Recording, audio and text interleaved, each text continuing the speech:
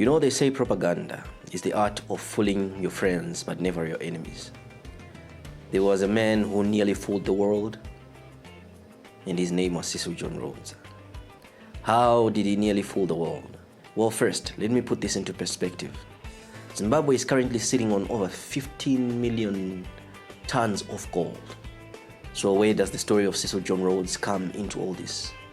Cecil John Rhodes was the man who saw Zimbabwe and believed that it was the land that was prophesied in the Bible. He believed that Zimbabwe was Ophir. Now, Ophir was that place where King Solomon would go and get lots of gold, lots of silver, ivory, and other treasures. The exact location remains a mystery, but Cecil John Rhodes was convinced that Ophir was here in Zimbabwe, to be precise, and it was at the heart of the Mutapa Kingdom.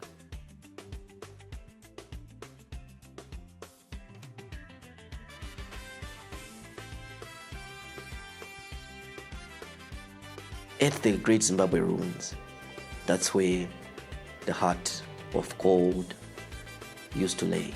Not by coincidence, another hunter named Willie Posselt would sneak into the Great Zimbabwe Ruins and steal one of these birds. What you're looking at is a replica of the Great Zimbabwe bird, or simply the Zimbabwe bird. The Zimbabwe bird is a symbol of spiritualism, a symbol of royalty, a symbol of power. And when they were still 8 at the Mutapa Kingdom, they were manning the palace, looking out and watching the great kingdom that the king was in charge of. It's a beautiful bird, but at some point, its history had been desecrated and defecated on by these colonialists who came and said, no, there was no way that this beautiful construction was a result of the Shona people.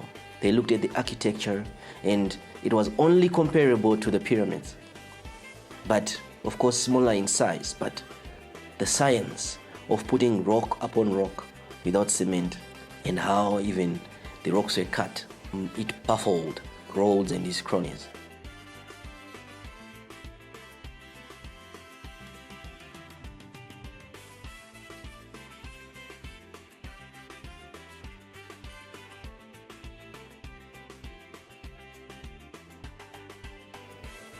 Yes, Cecil John Rhodes was wrong in so many ways to think that maybe he could simply claim that the Zimbabwe ruins, the Great Zimbabwe ruins, were not a construct of the Africans and not a construct of the Shona people, but a construct of some people that came from far away. He was very wrong. It was the gold that he saw in Zimbabwe that convinced him that Zimbabwe was where the King Solomon's mines were. Though there is no clear evidence of any of those mines, he was convinced because he saw the amounts of gold that this country has. Cecil John Rhodes took this bird and put it in his house in Cape Town. While his missionaries were busy telling the locals that you must condemn your own ways of praying, you must condemn your religions, you must condemn your beliefs, they are barbaric, they are demonic.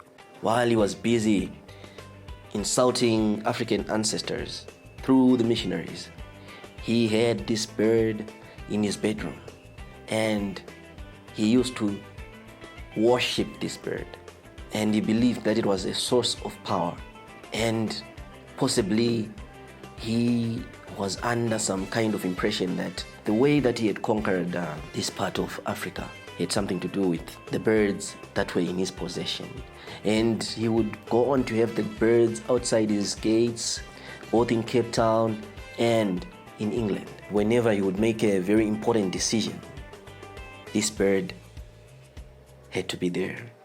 Cecil John Rhodes would also go on to demand to be buried at Matopos, because in his own lies he believed that even in death he would still be the conqueror of the African people.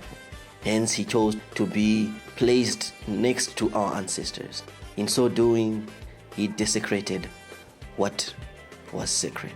So a lot of people believe that Cecil John Rhodes must be exhumed from Matopos, because if you look at it, Africans demand the remains of their ancestors from British and European museums. These remains are sent back in acknowledgement of the wrongs that were done. But what about our history as black people, and what we still carry, what we still possess, that reminds us of the pain and suffering that our forefathers went through? Do we have to keep possessing that stuff? Do we have to keep holding on to those things? Do we still have to keep on possessing and holding on to painful memories of people that came and tortured us? Or we should send back those remains to where they belong, so that this thief can lie with his own ancestors?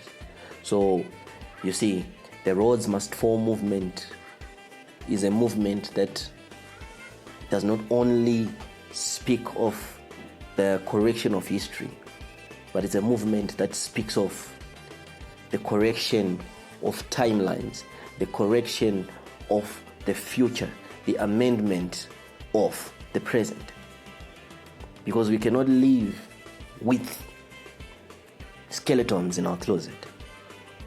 We cannot kill a snake and keep it in the compound.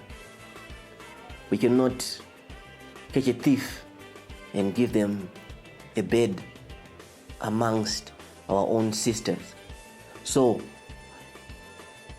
this idea of exhuming Cecil John Rhodes, whilst it may sound extreme, is something that should be put into consideration. He is not one of the ancestors of the people of Matopos.